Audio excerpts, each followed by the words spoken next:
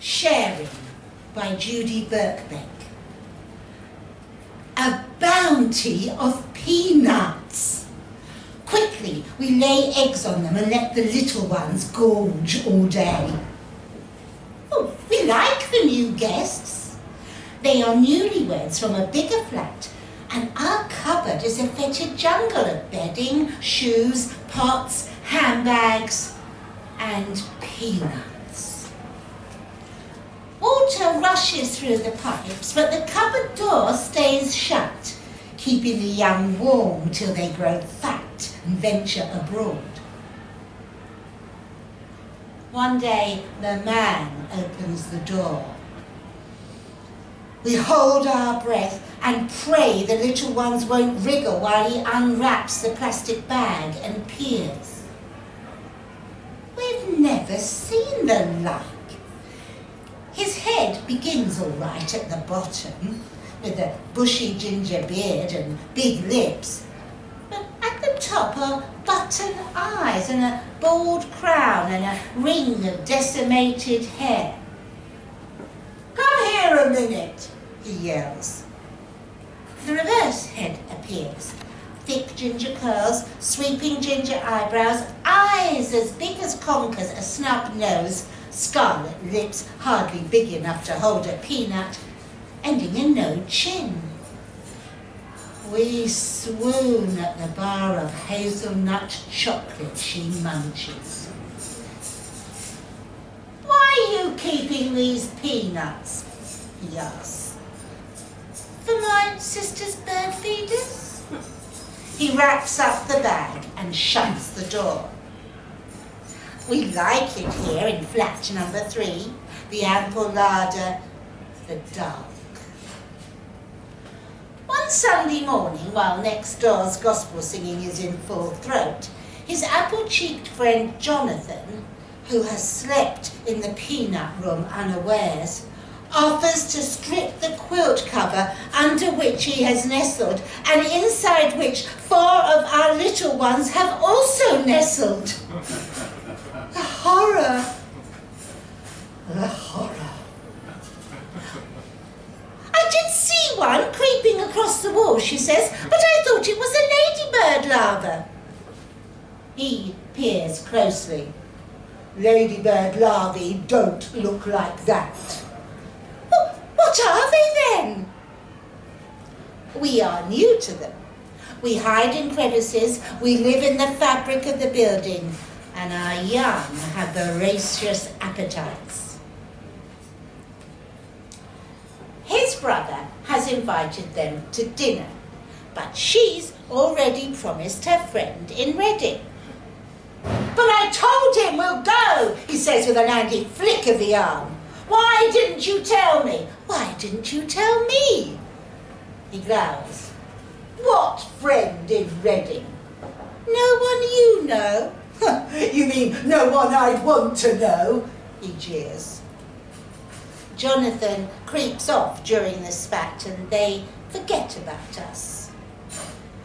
He sulks, she begs, she cancels her friend, he forgives her.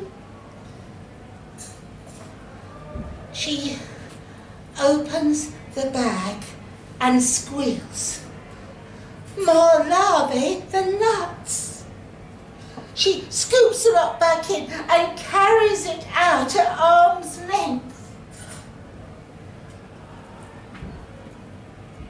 Grief.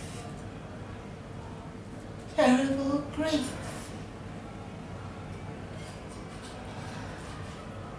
We know not what fate they will suffer. We retire deep into the shafts of the building, and when we return, the cupboard is bare.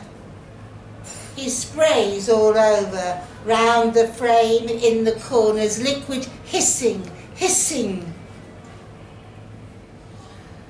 After a day, the nasty minging stuff is gone, and we creep back. That night, we cross the room and enter the wardrobe.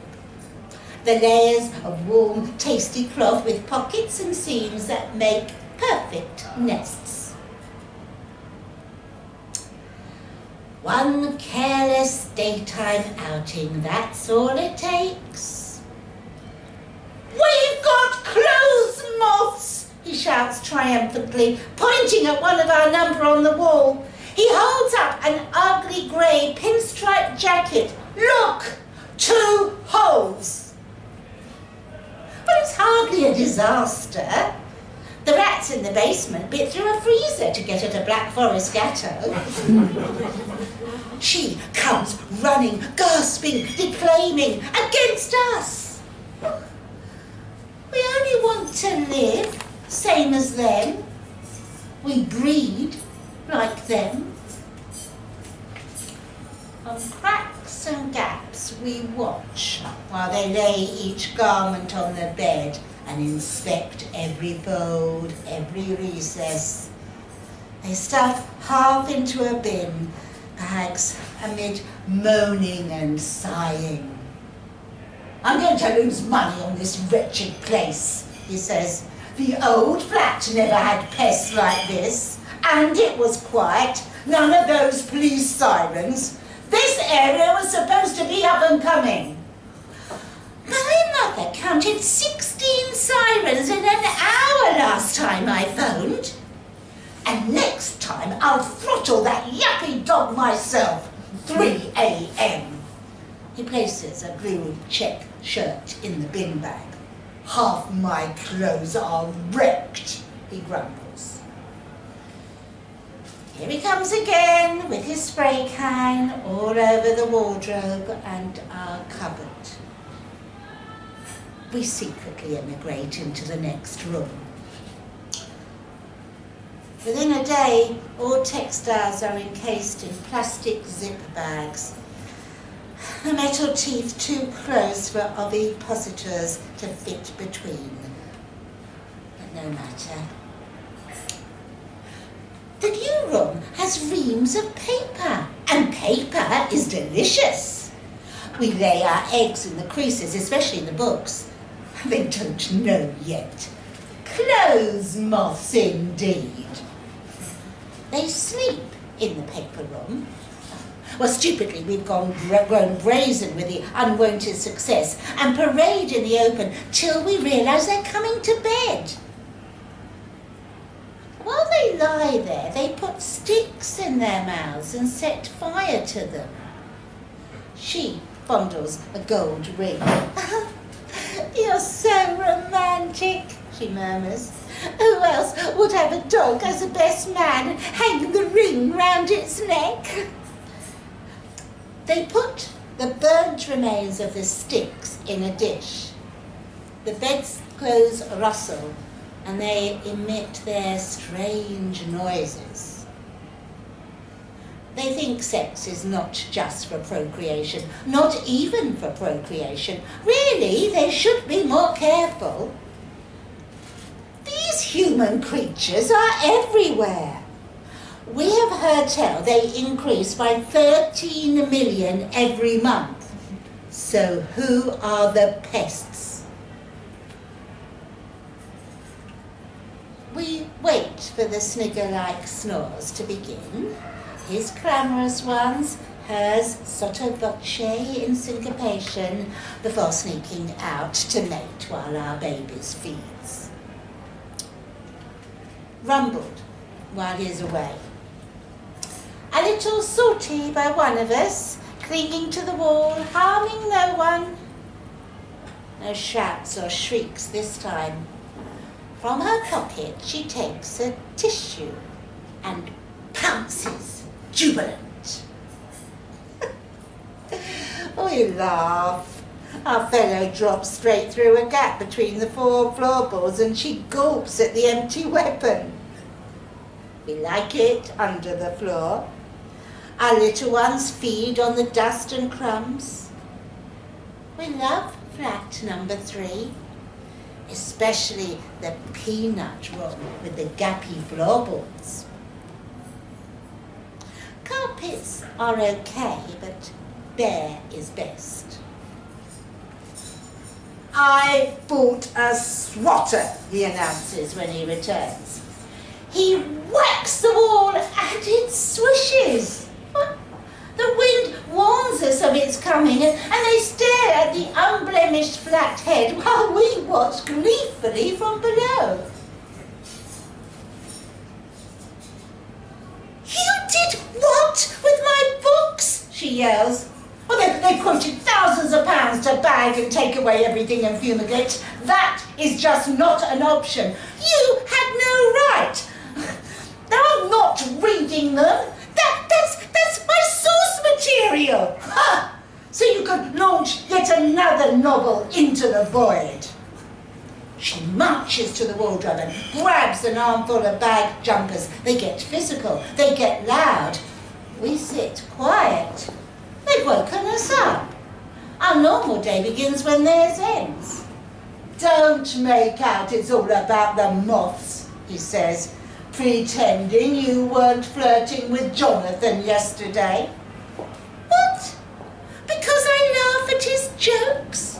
He's very witty. You laugh at his jokes. Perhaps you're flirting with him." "Don't be ridiculous. I know what I saw." "You see what you want to see. No wonder all your exes dumped you. That should have been a red flag. God, I was stupid." We wish they wouldn't shout when we were asleep. They complain of sirens and yapping, but their racket beats all. The gospel singers next door have stopped singing. He storms out and the praise resumes. He's gone all day, and when he staggers home they shout and slam doors till bedtime. She sleeps in the peanut room, he in the paper room. We tremble. She upbraids him for buying clothes, 5 times more than he threw out. He says it's his money and he'll buy what he wants and blow the clothes moths. We wish they would stop calling us clothes moths. He goes away on business for a week and tranquility reigns. "What's this?" she demands when he returns, holding out a piece of grey paper with neat forward-sloping handwriting. "My birth certificate?" "You told me you were 33. "Oh, everyone lies about their age on dating websites." He embraces her, but she shrugs him off. "I didn't." "It doesn't mean I love you any the less." A long discourse about the magnitude of his feelings for her ends in bed. More plastic bags arrive. Big ones that fit under beds, smaller ones into which books and papers are stuffed, all sealed. Our eggs are in there. They will suffocate. Liquid is squirted over the peanut room, swishing and splashing. The evangelists and the sirens serenade him while we cower in the bowels of the building. She sleeps in the paper room again. So do we. "Mothballs," she says. "What? Stink the whole flat out?" We agree. Don't they know these things are poisonous? We flee downstairs at the mention of the word and send up a scout at intervals, but it's okay. The balls are made of fragrant cedarwood and we perch on them in full view of our guests. We crave cedarwood, but we loathe the sealed bags. We emigrate to another room with rice and barley and oats and nuts in abundance, and feel morbidly excited about such easy pickings. How come we've never tried this before?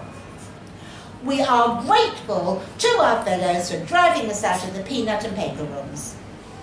The smell of elderflower wafts in through the open windows. We should be off colonising other homes, but we are settled here. We get satiated. We get careless. We prospect for more food for our growing numbers and dart around in daylight, squeezing niftily through narrow cracks no common clothes moth would contemplate. The humans can't catch us.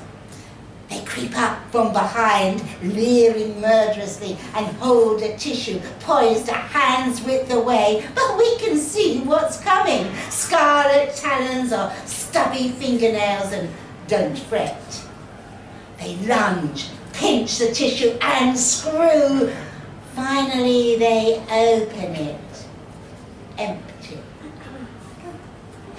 From under the floor, we listen to their groans.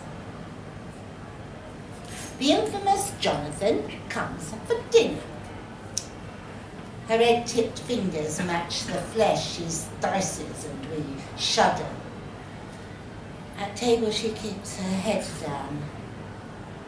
For one moment, she looks up to answer a question. We see it all. The way our resident man suddenly sits tall and glowers, fingering his spoon, and even the curls on his head perk up. He loses the appetite for the dinner she's cooked, while Jonathan munches on manfully, and we swoon with longing at the chocolate pudding. He leaves rather early, we think. He's hardly out the door before a fight ensues. They're back to sleeping separately, but we stay in the new banquet room. Just keep out of sight, we tell our larvae. It's war. Multiple tissue attacks, squirting, swatting, but we are legion now. More zip bags arrive. Our guests spit fire. Well, the suitcase does it. Neither has noticed it against the wall under the bed, but while he's away, she spots it and examines the contents as if an egg might lurk in every recess, every seam. It does. Inside a purple box, she reads through a bundle of papers, yellow and frayed. For ages, she stares at the faded ink, breathing noisily, her hair scragged back against her scalp. She's still kneeling when he breezes in, wearing a black and yellow top like a monstrous wasp, and the cataclysm breaks out. What's this? Her voice wobbles. I don't know. He's not looking. Let me read it to you. My dearest darling, how I wish you were here in my arms. I'm so sorry about your mother passing on. You must be a great comfort to your father. Need I go on? It's historical, he splutters. You're right, it's historical. 6 different women regretting your mother's death. Would that be the mother at our wedding? The flat erupts and our antennae tremble. The sirens go unheard. The yappy dog goes unheard. 3 days later, they leave, taking some of our eggs and wriggly infants with them. We're sorry they have gone. We haven't forgotten the generous gift of peanuts. We resign ourselves and wait patiently for a new supplier.